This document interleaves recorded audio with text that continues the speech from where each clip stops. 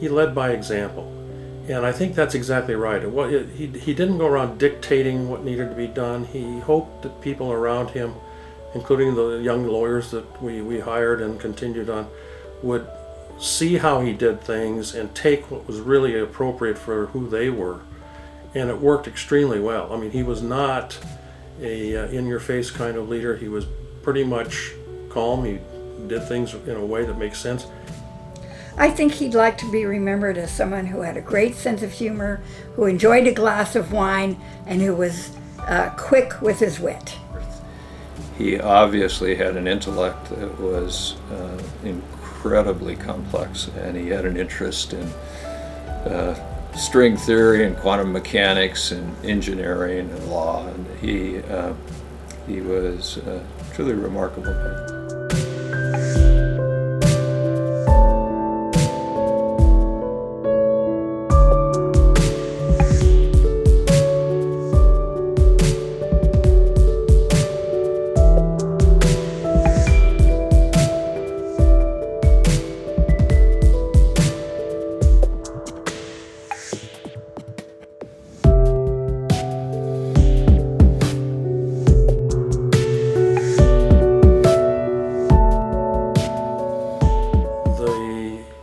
Fact about Alex was very, very unlawyer-like. Very lawyer-like mentally. He was extraordinarily capable, extraordinarily well-written, an unbelievable resume background in everything that he'd done. And what he was doing was really quite challenging. But it wasn't based on force of personality so much as force of intellect. Knowing, he was humorous, he was able to kind of communicate with everybody in a very straightforward way, whether it was sophisticated issues or not, and just had a tremendous respect for both him and his wife in that interview that made me think, hey, this is something that might be quite an interesting experience. On the bench, I think he tended to be somewhat quiet. He was not one of those justices that aggressively pursues the appellate counsel during oral argument, but he wasn't hesitant about filing a dissent. He filed over almost 2,500 opinions. About 200 of them were published, but what he was most proud of were the 68 dissents that he filed. That he loved to brag about. Alex and I was hired as an employee first, and then I ultimately became a partner with Alex.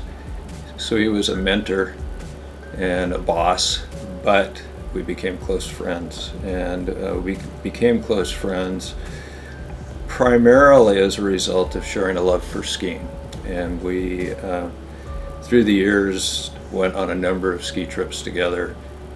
Each of those have tremendous memories associated with them, all of them generally positive, some not always, but most all of them very positive. And so it's hard to define one specific memory that stands out. We had a Padre game. We always kind of once a year went to a Padre game with the firm when we were small enough that we could buy 3 rows in the Qualcomm and watch the game. And my daughter was 2 years old. My oldest, she was the first. She was 2 years old, and she was kind of antsy watching the game. And Judy and Alex were right behind me. And Judy tapped me on the shoulder and said, we're not trying to raise perfect 3-year-olds, we're trying to raise perfect 30-year-olds. So I kind of backed off, and 24 years later, Alex McDonald, as a judge, was able to swear my daughter in as a California attorney. So that was really fun. He used to use a red pen in his work, and I've started using a red pen and channeling Alex in my day-to-day life. The least I could do.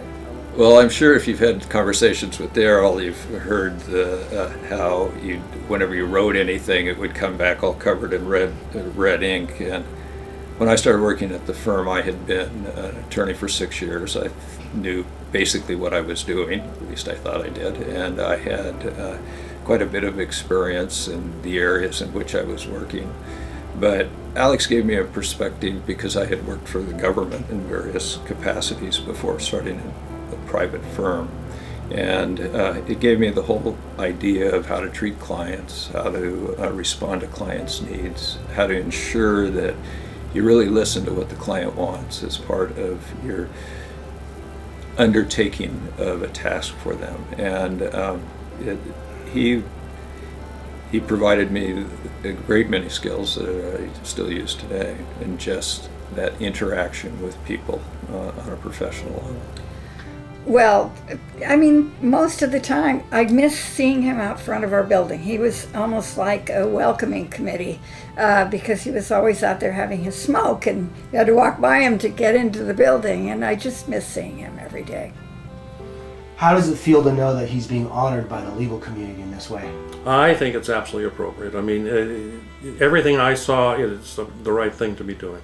It is absolutely the right thing to be doing. He was really good as a lawyer, and he was, as I understand it, I didn't practice or hear anything necessarily about him as a judge, but I'm sure he did that extraordinarily well too. Well, it's no surprise that he's being honored. He was very well regarded. Those of us who knew him only as a justice came to love him, and I think all of the bar felt the same way. He was highly respected for his thoughtful decisions. It's great. I think it's a recognition that, notwithstanding his impact on me and the impact on people that I know or have been associated with him, I think it's clear that Bar Association recognized this was a tremendous legal mind and a very strong member of the community. I think it's a great honor.